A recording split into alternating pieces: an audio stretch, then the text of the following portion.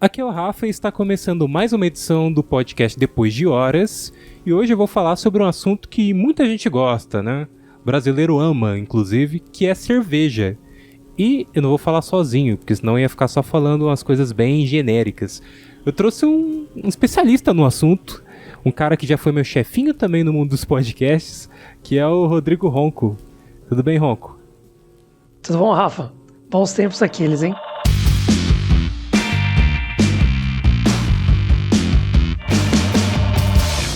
Bons tempos aqueles. Cerveja pode. Ótimo podcast de cervejas. E foi um dos primeiros, inclusive, você que me deu a oportunidade. Foi acho que o segundo podcast que eu editei como freelancer. Uhum. Então tem um imenso carinho. Opa, a gente também tem carinho por você, viu, Rafa? A gente queria muito voltar a gravar, mandar os áudios pra você e tal. Quem sabe a gente volta aí, não sei. Vamos ver. Quem sabe, né? O mercado de podcasts aí cada vez mais crescendo, né? Sim. E aí acho que um podcast sobre cerveja também, que nem eu falei, é um assunto que muita gente gosta, então tem demanda aí, né? Tem pessoal pra curtir. Ah, com certeza, com certeza. E Ronco, eu falei que você é especialista, cara. Você tem alguma formação no mundo cervejeiro? Como que você adentrou nisso? Bom, história bastante curiosa, né? Eu entrei já há bastante tempo, comecei a experimentar cervejas que o pessoal chamava cervejas diferentes, né? Ainda em 2004. Bom, eu fiz 18 em 2003, então 2004 foi uma boa época para eu começar. E na época eu ia muito no Tortula, que é um bar que não existe lá em São Paulo.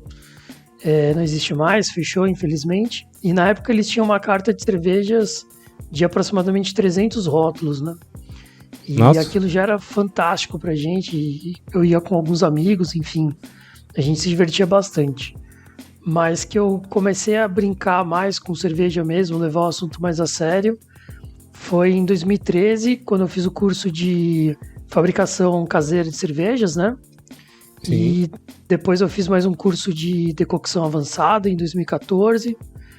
Aí eu fui pro curso de sommelier de cervejas mesmo em 2018 e um curso de especialização em harmonização com cervejas especiais também em 2018. Então hoje tem esse gabarito aí já para dar uma base legal. Gabarito grande, inclusive. E até acho que nessa época que você comentou 2003, 2004, você falou que eram cervejas diferentes, né? Eu posso estar enganado, mas na época não tinha não tinham tantas cervejas artesanais assim no mercado, né? Tipo, se você comprar, as pessoas consumirem. Eu não sei se tem essa diferença de época. Bom, cervejas brasileiras até que nem tanto. Né? As cervejas brasileiras artesanais, apesar de você já ter lá, nessa época já existia Colorado, já tinha Eisenbahn, a Cevada Pura de Piracicaba, algumas do Sul e tal, mas era muito restrito, muito pequeno o mercado, né? Sim. Era mais um consumo local e tal. Mas lá fora já estava bem grande. Bom, a Europa toda, né, o que a gente chama de cerveja artesanal para eles lá é cerveja comum, né? Então acaba sendo um mercado muito grande, mas mesmo nos Estados Unidos a explosão das artesanais já tinha começado, né? Eles começaram mais ou menos no final da década de 80, começo da década de 90, então já estava começando a aparecer bastante coisa bacana, né? A própria Lagunitas já tinha surgido nessa época, a Dogfish Head, algumas marcas que hoje a gente cultua aqui bastante no Brasil são dessa expansão artesanal que teve nos Estados Unidos. Porque Brasil costuma era tomar mais essas convencionais, né? Que a gente vai no bar, pede o litrão. Ainda assim tem esse grande costume dessa de grande consumo. A mais gelada possível. Isso, mais gelada possível. Que, inclusive, tem lugares que é diferente, né? Que você toma a temperatura ambiente, né? Varia bastante, né? Cada estilo de cerveja, ele traz uma recomendação, é quase uma recomendação mesmo de qual seria a temperatura ideal para consumo, né? E algumas cervejas, como uma Barley Wine, por exemplo, você pode chegar a consumir ela a 15 graus. 15 graus é praticamente temperatura ambiente, né? Não no calor de Palmas, né? Mas digamos que aqui em São Paulo mesmo a gente pega 15 graus um dia de outono, um dia de inverno, e seria a temperatura para consumir uma Barley Wine, né? Mas tem cervejas que é melhor você consumir mais geladas, né? 2, 4 graus. Abaixo de zero, nenhuma. Só mesmo essas canelas de pedreiro que o pessoal gosta de pegar no bar e tal, para dividir com a galera. Mas assim, a gente fala de consumo de cerveja com um pouco mais de carinho, digamos assim, né? Com um pouco menos de gente em volta, enfim, esse tipo de coisa. Daí a gente fala, a partir de 2 a 4 graus, começa a ter alguns estilos, né? E aí vai aumentando, dependendo da graduação alcoólica, dependendo da lupulagem, da maltagem, varia bastante. O pessoal fala que até na Inglaterra o pessoal tem costume de tomar cerveja quente, né? É que não, porque na verdade é temperatura ambiente, né? Eles mantêm lá. E depende da cerveja também, né? Tem muito isso. Bastante. É uma pergunta difícil, inclusive, que eu vou fazer pra você agora, Ronco. Manda bala. Cerveja, o que a gente define como cerveja? Eu não acho Skol Beats cerveja. Tô fazendo essa crítica que eu até comentei com você, que eu acho que assim, muito diferente, destoa bastante. Assim, do que a cerveja é composta e o que a gente, como se chega à cerveja? Tá. A cerveja, mundialmente falando, ela basicamente é um fermentado de cereais, tá?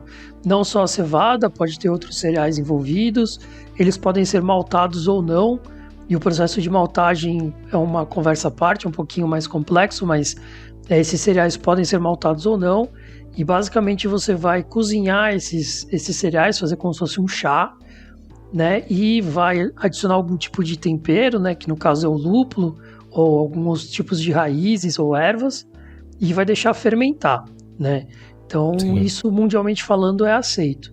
No Brasil, a legislação ela diz que para ser cerveja, você precisa ter pelo menos 55% de malte de cevada, tá? E os outros 45% podem ser de outros cereais, né? Ou mesmo algumas outras coisas que complementem aí a própria cerveja, né? Agora, pensando nisso, a própria Skol Beats é um caso à parte, mas se a gente pega uma cerveja Weiss, por exemplo, na Alemanha, normalmente as cervejas Weiss elas têm 50% de malte de cevada e 50% de malte de trigo. Então, no Brasil, durante um tempo, elas não eram chamadas de cerveja, elas eram chamadas de bebida alcoólica mista, porque não tinha 55% de cevada, de malte de cevada. Depois, por conta da importação e por se considerar malte e tudo mais, acabaram revendo isso, mas para a legislação brasileira, tem que ter pelo menos 55% de malte de cevada. A Skol Beats, antigamente, era cerveja, né? Quem lembra daquela garrafinha torta e tal, que vendia bastante inconveniência. Ela era cerveja mesmo, era muito parecida com a Skol, né? Só tinha talvez um pouco mais de arroz na mistura ali para deixar um pouco mais leve, mas ela era cerveja. Hoje em dia, a Skol Beats Senses, que o pessoal chama, ela basicamente é um processo um pouco mais engraçado, digamos assim, porque o pessoal conhece a Brahma 00, né? E o processo para tirar o álcool da Brahma 00 é um processo que a gente chama de osmose reversa. Então ele através da pressão, ele separa o que é a água e os outros ingredientes do álcool. E esse álcool que sobra, ele ainda tem bastante água misturado e tal, mas esse álcool que sobra, ele é um álcool alimentício, você pode usar ele para consumo, mas ele não tem gosto de nada.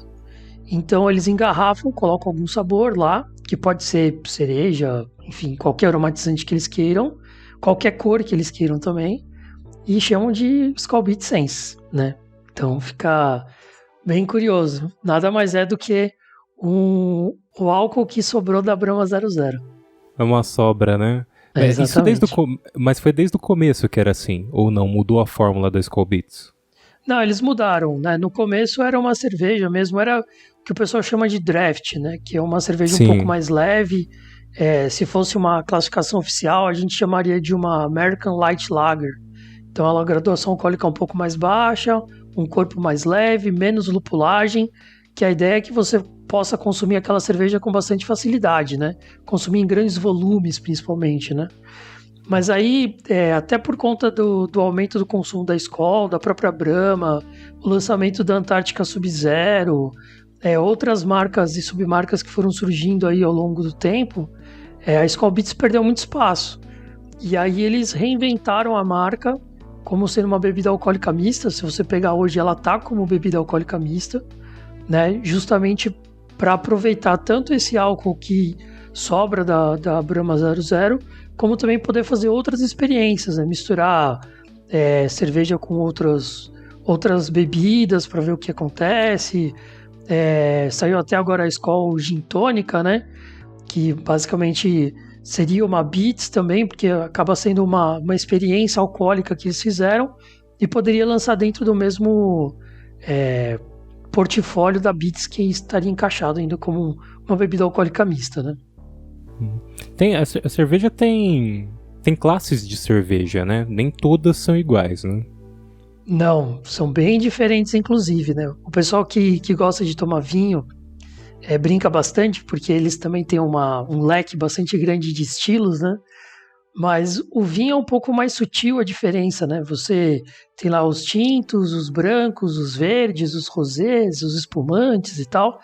Mas dentro do tinto, a menos que você pegue um que seja muito encorpado e um que seja muito leve, as nuances são muito, muito próximas, né? Para quem não está acostumado, não tem uma formação, identificar a diferença entre um estilo e outro às vezes pode ser bem difícil, né? Sim. Principalmente quando você pega um vinho que ele é de região e não de uva. Você pega o Cabernet Sauvignon, por exemplo, ele é da uva Cabernet Sauvignon. Agora, se você pega um vinho que ele é de uma região específica da Itália, ele vai ter o nome daquela região e vai ser uma mistura das uvas daquela região. Então acaba dificultando bastante. Agora, na cerveja, aí esse tipo de discussão é elevado à enésima potência, porque você tem, além dos tipos de fermentação, que é a classificação mais básica, né? Se é lager, que seriam as cervejas de baixa fermentação, né? Ou fermentação de fundo de tanque, e as ale, que são as de alta fermentação ou a fermentação de topo de tanque, né? Cada uma delas tem subdivisões de categorias e estilos bastante grandes, né? Não tem uma classificação oficial, mas assim, os dois grupos mais aceitos são o BJCP e o BA, né? Um é, digamos, inglês, europeu, o outro é americano. E no BJCP, a última revisão estava perto de 150 estilos. No BA já era um pouquinho mais, já era perto dos 200, 220 estilos. E cada um deles, alguns são muito próximos, sempre tem aqueles que confundem a cabeça do pessoal, mas alguns deles são bem distintos, né? Principalmente quando a gente entra aí no mundo das sours, ou mesmo das cervejas mais alcoólicas, com 10%, 12%, são muito distintas da Skol, da Brahma, da Antártica, que o pessoal tá acostumado, né?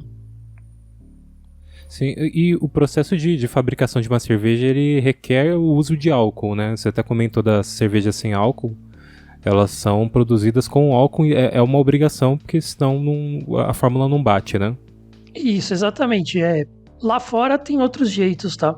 Você consegue classificar como cerveja outros tipos de fórmula, mas no Brasil, para você considerar como cerveja, tem que passar pelo processo de fermentação, tá? Então, para você fazer uma cerveja sem álcool hoje, você tem basicamente dois processos.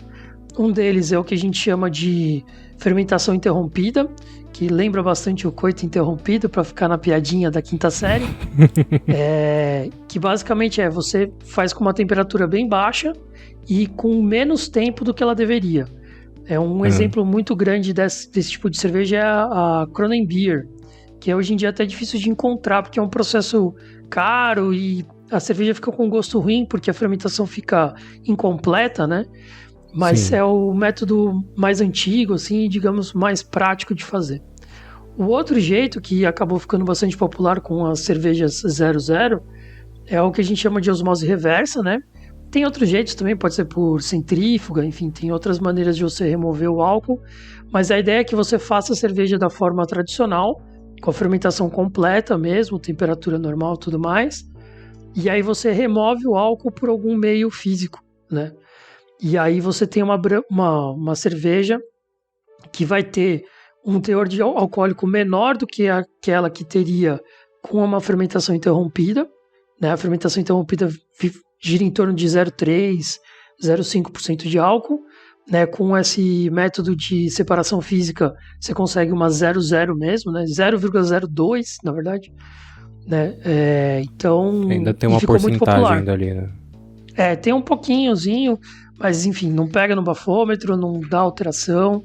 É porque para você garantir que ela seja completamente zero, você tem que passar por esse processo de osmose ou de centrífuga muitas vezes, e aí você ia remover praticamente tudo dela, ia sobrar só água.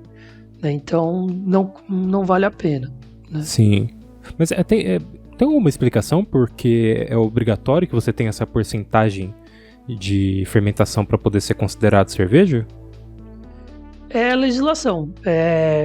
Provavelmente quando ela foi criada, isso, né, ainda década de 60, o conceito que se tinha na época é que a cerveja era uma bebida que tinha malte de cevada e que passava pelo processo de fermentação. Inclusive o lúpulo é obrigatório no Brasil, em outros lugares não é.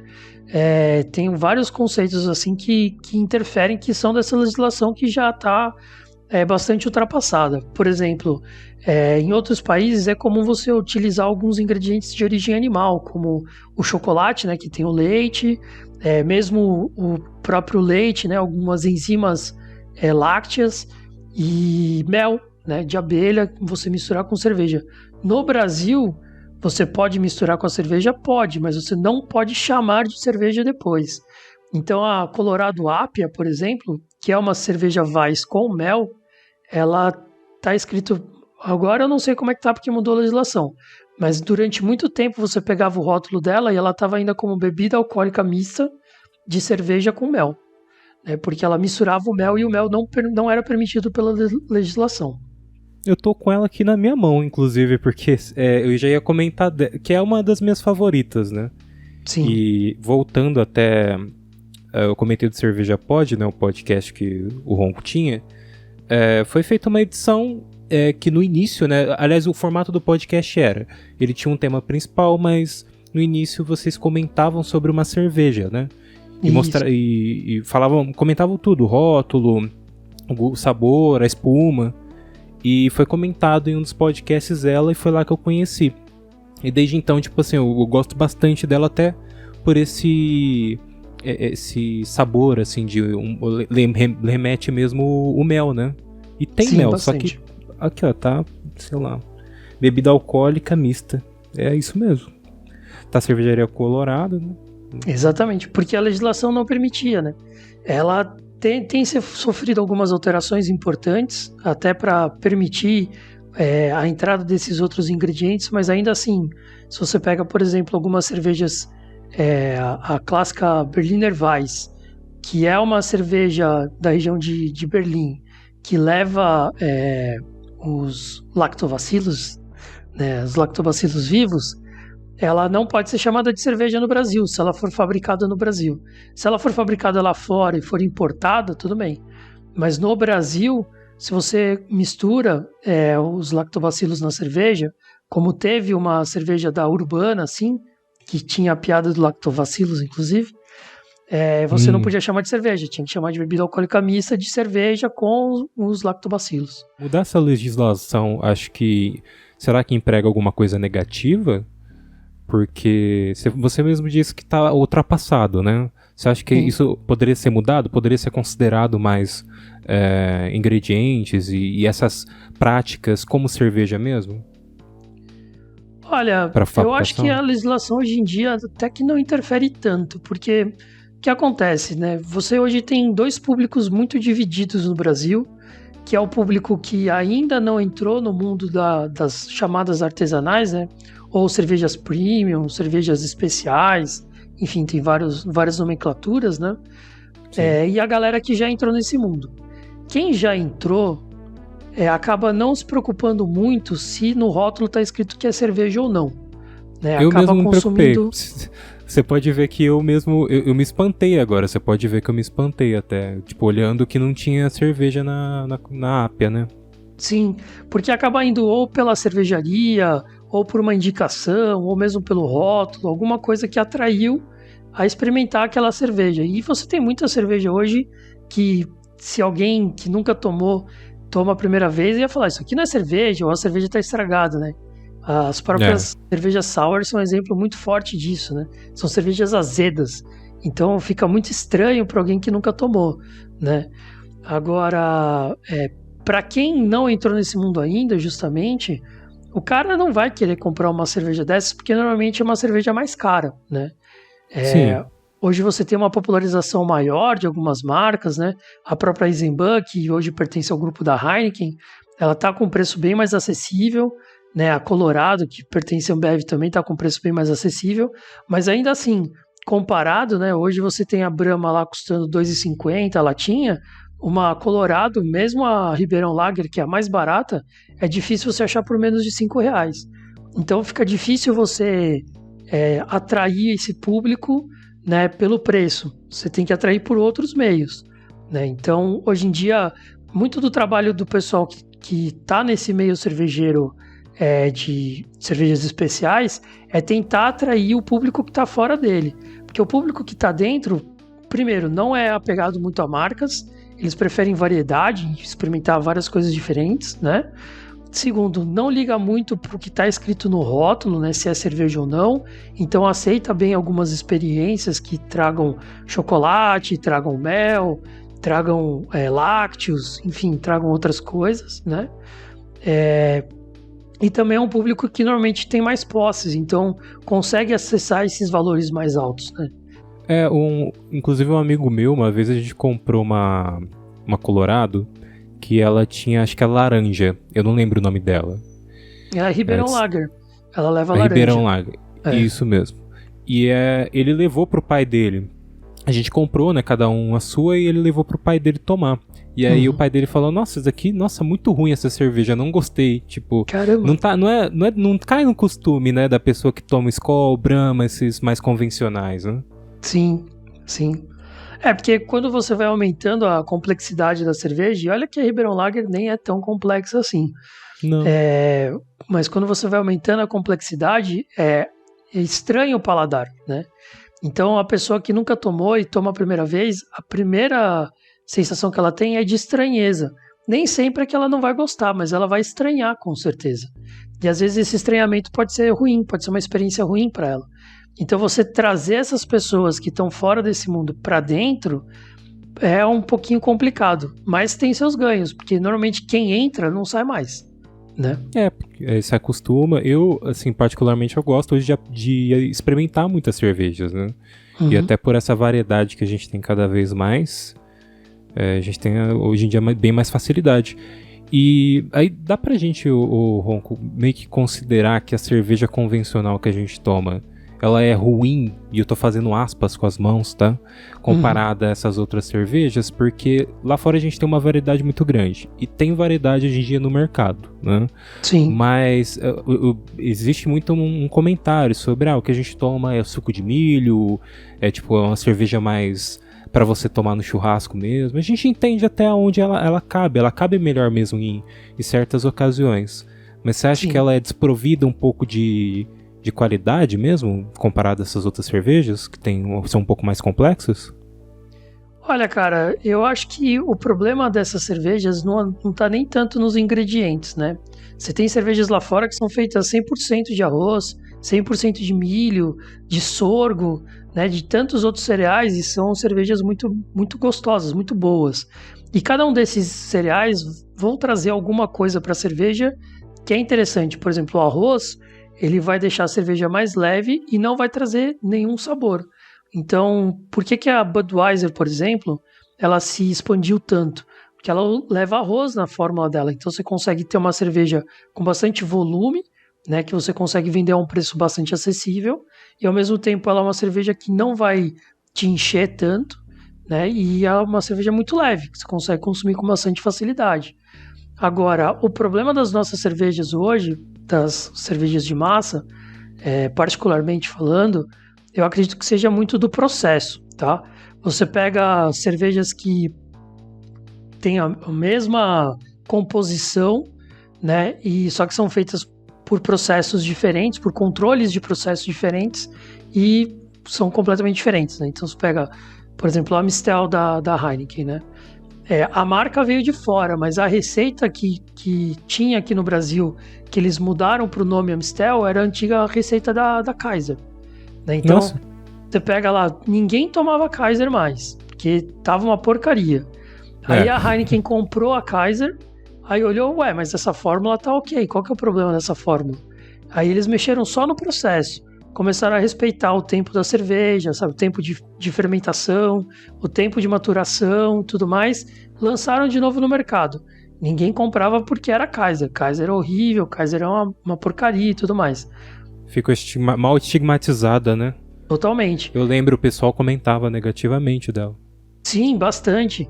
E não só aqui na região de São Paulo, né? Em outros estados também, Kaiser era completamente renegada, né? Era a terceira, quarta opção, depois de Colônia, sabe? Tipo, ninguém queria Kaiser. E aí, o que eles fizeram? Eles falaram, não, a gente tem essa marca lá fora, que é a Amistel, né? Vamos trazer ela para o Brasil, só que vamos usar a fórmula da Kaiser. E funcionou. Aí todo mundo começou a tomar Amistel, nossa, que cerveja boa, cerveja leve, não sei o que e tal, pá. Era a mesma fórmula da Kaiser, só que bem feita. E aí estourou. Depois o que é a propaganda, né? O que é tipo a marca também, ou o mau estigma. Exatamente. Depois com o aumento aí da popularização do puro malte, que também é uma outra brincadeira que o mercado fez com o pessoal, né? Hoje a Amistel ela é puro malte também, mas você tem a Brahma, que agora é duplo malte, tem a Skol puro malte, né? Então todo mundo entrou na brincadeira do puro malte, mas se você pega uma Skol puro malte e uma Amistel, você continua percebendo que a Amistel ela tá mais bem feita do que a Skol, né? Então o problema, na minha opinião, é o processo mesmo, né? E uma vez você comentou comigo que é original, é uma cerveja que tipo ela era feita, acho que com uma água, ou acho que era uma água específica, né? Então, tem isso, a água influencia na cerveja, claro. Mas acho que era feita com uma água específica, ou um período específico que tinha que ser produzido. E aí ela não tem o gosto que originalmente ela tinha, né? Tá fazendo trocadilho. E aí, hoje em dia, a gente toma uma original diferente, acho que é isso? Você comentou uma coisa comigo assim. A Original, a Serra Malte e outras cervejas que foram compradas pelas grandes, né? Elas passaram por esse processo mesmo. Mas antes eu vou falar um pouquinho sobre a água, porque o que acontece? Durante muito tempo a água foi muito importante, sim, para a qualidade da cerveja, né? A famosa Brahma de Agudos, né? Que fazia muito sucesso. Era perceptível quando você pegava uma Brahma que era de Agudos, ou mesmo que era de Jaguariúna, e comparava ela com uma Brahma que era de Guarulhos, por exemplo, ou Nova Minas. O sabor era muito diferente. Mas já tem muitos anos isso, as cervejarias elas padronizaram a água delas. Então elas fazem o tratamento da água antes de fabricar a cerveja. Então hoje todas as águas de todas as fábricas da Ambev são iguais. Seja de Agudos, seja de Jacareí, Jaguariúna, Ceará, tanto faz. Todas elas são iguais, elas passam pelo tratamento, né? Ou retiram-se todos os sais, ou acrescentam-se sais que estão faltando. A ideia é que deixe ela o mais próxima possível, né, daquela água que eles consideram ideal para a fabricação de cerveja, e depois vá para a fabricação. Então hoje você não tem mais essa diferenciação de águas, né? Pode ter alguma questão de processo que mude alguma coisa, mas de águas mesmo fica bem mais difícil hoje de notar alguma diferença. Hoje é muito mais uma questão de marketing a água do que já foi no passado, né? E agora, a Original e a Serra Malte, elas tinham não só uma localização da água que era específica, a Boêmia tinha também, né? Mas também um período em que a água, quando ela era extraída, que era de poço, ela estava com uma certa, digamos, classificação, né? Ela estava com um certo índice de determinados sais, que era o ideal para a fabricação daquela cerveja. Então, o que eles faziam? Eles pegavam esses dias específicos e fabricavam cerveja nesses dias específicos, né? Um ritual bem cabalístico da cerveja, né? Que também remonta a tempos medievais, históricos, pré-históricos, absolutos, né? Em que se jogava o pau do cervejeiro, né? No chazão lá, na mostura, né? Para que ela pudesse fermentar com a levedura certa e tudo mais.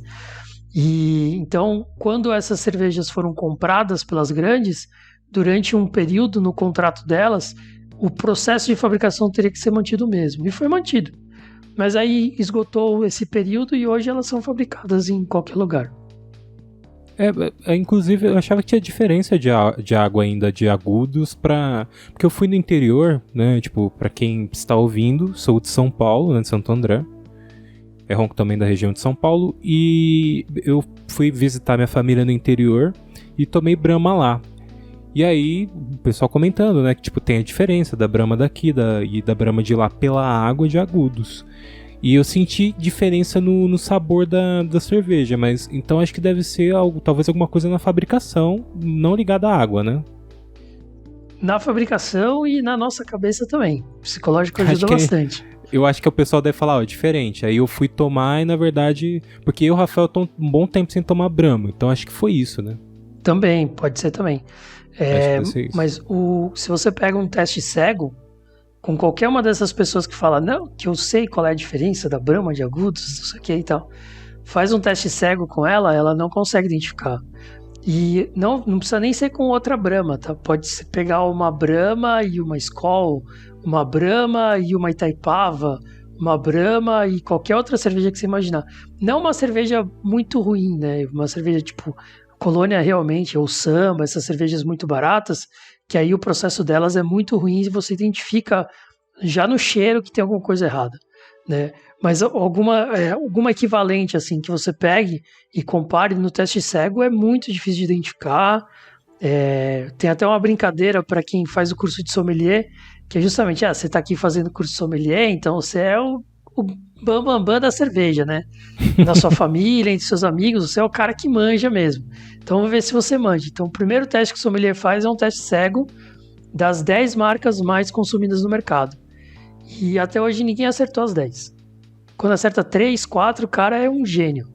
Então, isso dá uma boa visão assim pra gente, até já serve como um quebra-gelo aí pro pessoal que tá fazendo curso sommelier, de que, essa nossa cabeça fica muito presa à marca e tudo mais, e na verdade é tudo a mesma coisa. O que a gente tem que tentar identificar são outras coisas, outros estilos, né, outras qualidades na cerveja.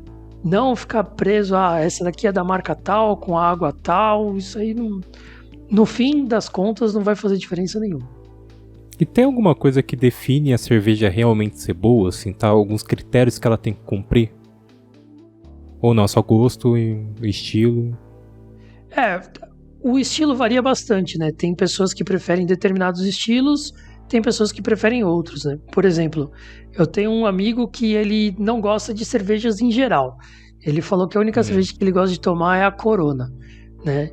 E achei engraçado, porque a Corona é praticamente água pura, né? Água muito leve. Super leve, você não sente nada lá. Mas quando eu apresentei uma cerveja Weiss para ele, que é uma cerveja também, tudo bem, ela é um pouco mais encorpada e tal, mas tem baixa lupulagem, né, tem bastante malte, então ela é uma cerveja mais adocicada e tudo mais.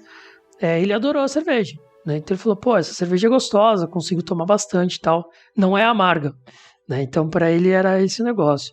Agora, tem outros amigos meus que, se eu apresentar uma cerveja para eles que não tenha uma lupulagem relativamente aparente, eles falam, não, isso aqui eu prefiro tomar Heineken, que a Heineken não vai ser amarga do mesmo jeito, né? E muita gente acha a Heineken amarga, mas para esses caras não.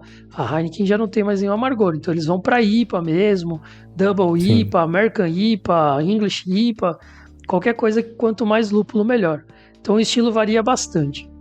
Agora, para a gente dizer que uma cerveja é realmente boa, é muito complicado, porque é muito pessoal. Em primeiro lugar, tem que ser uma cerveja que te agrade. Então, que quando você consome ela vai te fazer bem. Ela não vai deixar sua boca amarrada, não vai incomodar sua garganta, não vai fazer você fazer nenhuma careta, você não vai ficar preocupado em dar o próximo gole. Se isso está te incomodando, então essa cerveja ela não é boa para você, ela não é ideal, né? A cerveja ideal é aquela que vai te agradar, que vai te dar prazer em consumir aquela cerveja, que vai te trazer uma experiência legal, né? Particularmente para mim, Eu gosto de cervejas que tenham uma complexidade maior, que sejam mais alcoólicas, que eu possa consumir com temperaturas mais altas, que são quase cervejas conhaque, né? Que são justamente as barley wines, né? Sim. Então, que eu passo vários e vários minutos, né, testando aquela cerveja, experimentando aquela cerveja e tentando descobrir o que mais aquela cerveja tem para mim. Só que eu não vou levar uma barley wine num churrasco, porque num churrasco eu não quero consumir aquela cerveja que eu vou levar 1 hora para beber uma garrafa. Então, quando eu vou num churrasco, eu levo sim uma cerveja que seja de consumo mais fácil, uma Session IPA, ou mesmo uma Heineken, né, uma Weiss, uma Witbier, né, que é mais refrescante. Então, eu costumo adequar sempre a situação e as pessoas que estão presentes. Não tem assim uma classificação de a melhor cerveja do mundo. Tem, por competições, você tem aquela que se destacou naquele ano.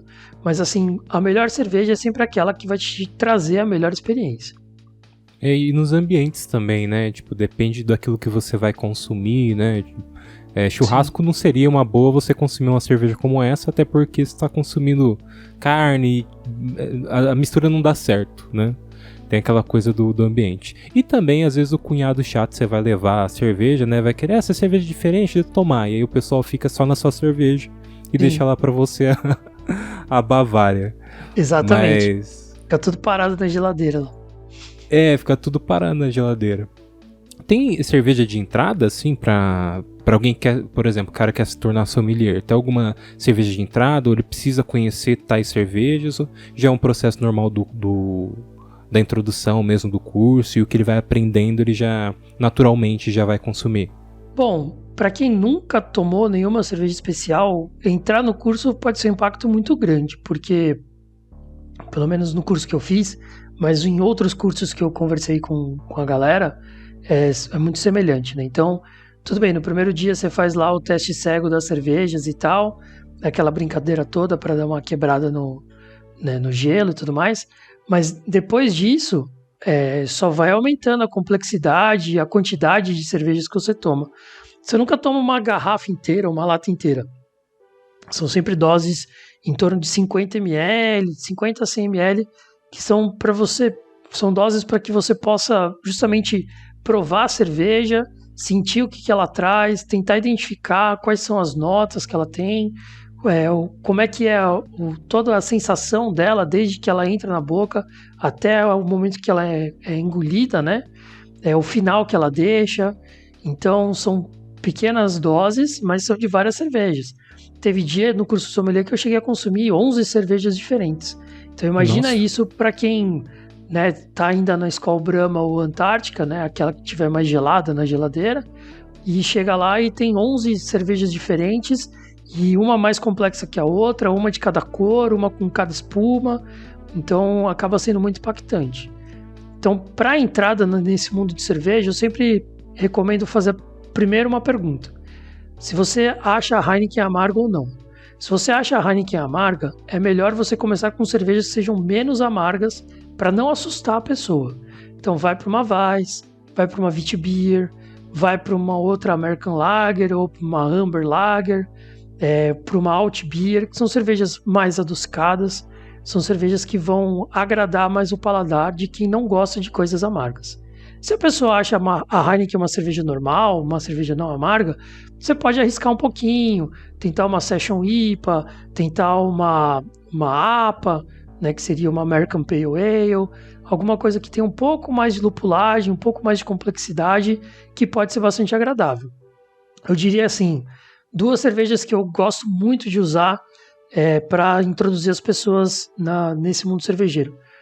Dentre as Weiss, eu gosto muito de trazer a Paulaner, né? Ou a Paulaner ou a Erdinger, são 2 cervejas de cervejarias muito bem conceituadas, fáceis de achar no mercado, costumam estar em promoção, então acabam agradando bastante, né? E para quem vai para o lado mais do amargo, ou a Session IPA da Vals, que tem no Pão de Açúcar, é fácil de achar, ou as Barco San Diego, que é uma cerveja de um rótulo azul bem bonito, que é uma cerveja espetacular, é uma American Pale Ale, O lupulado dela é bem suave, só que ela tem notas cítricas muito expressivas, principalmente laranja. Então é uma cerveja muito refrescante, combina muito com temperaturas altas, com churrasco, com feijoada. Então dá para você levar em qualquer evento, qualquer situação, que ela costuma agradar com bastante facilidade. Perfeito. Ô, Ronco, depois eu vou, para quem tá ouvindo, né, e assistindo também, descrição no YouTube para quem tá assistindo e descrição no post, né, nas plataformas da onde você tá ouvindo o podcast.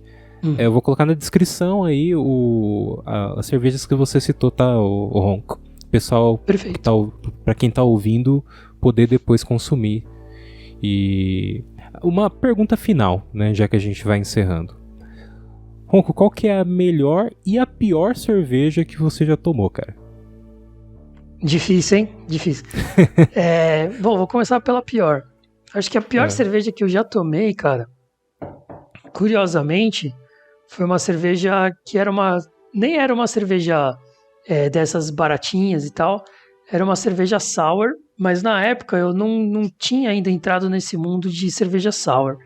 Então ela chamava Liquid Real, foi uma cerveja que veio até no clube de assinaturas que eu fazia parte na época, e ela era extremamente azeda.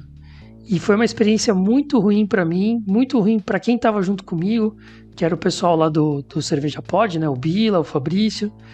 E Sim. a gente tomou a cerveja, achou ela muito estranha, não gostou da experiência.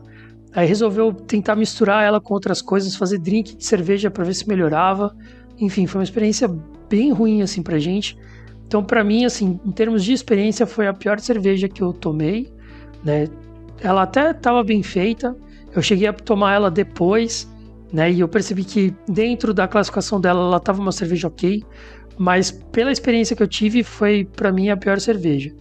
Agora, a melhor cerveja foi dentro do curso de sommelier, é uma cerveja chamada Heritage, que é uma cerveja belga, e ela passa por uma fermentação em barris tem várias madeiras, mas normalmente barril de carvalho, né?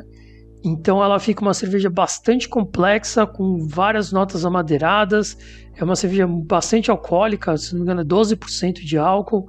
Uma cerveja muito encorpada, ela é licorosa. Enfim, uma cerveja espetacular. Foi uma experiência absurda, assim. Para quem conhece o mundo de cerveja, ela é uma quadrupel envelhecida em barris de madeira. Então é uma cerveja muito complexa já na origem. E o envelhecimento dela deu mais complexidade para ela ainda. Então, ficou uma cerveja realmente espetacular. E eu cheguei a tomar ela depois do curso também.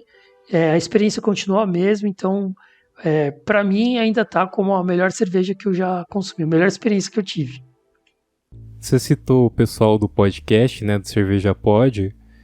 Eu já vi vocês tomarem essas local, essas cervejas na introdução. E eu pensava assim, caraca, esse pessoal gosta de sofrer.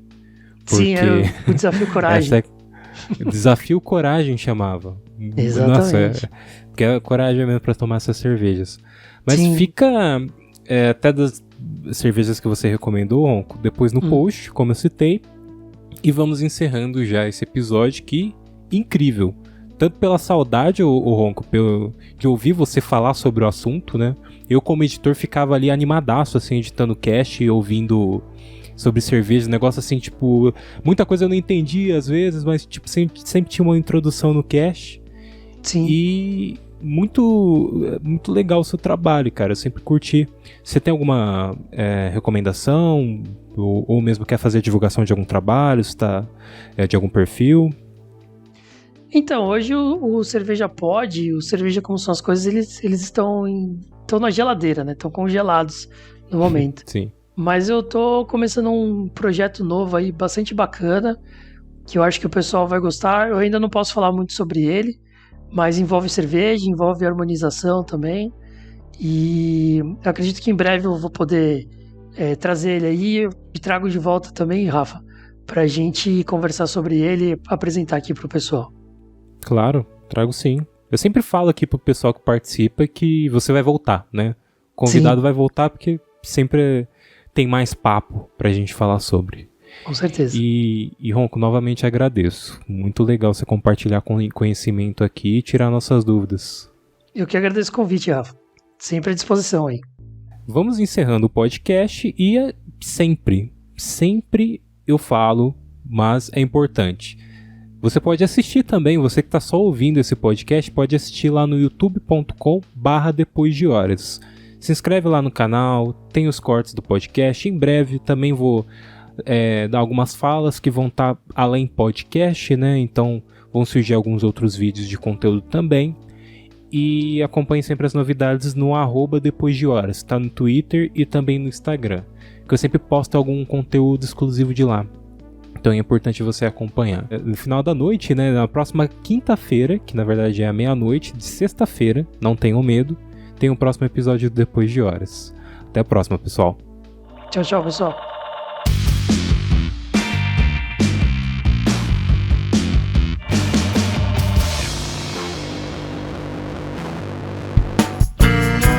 A produção deste podcast é feita por bancodecerebros.com.br.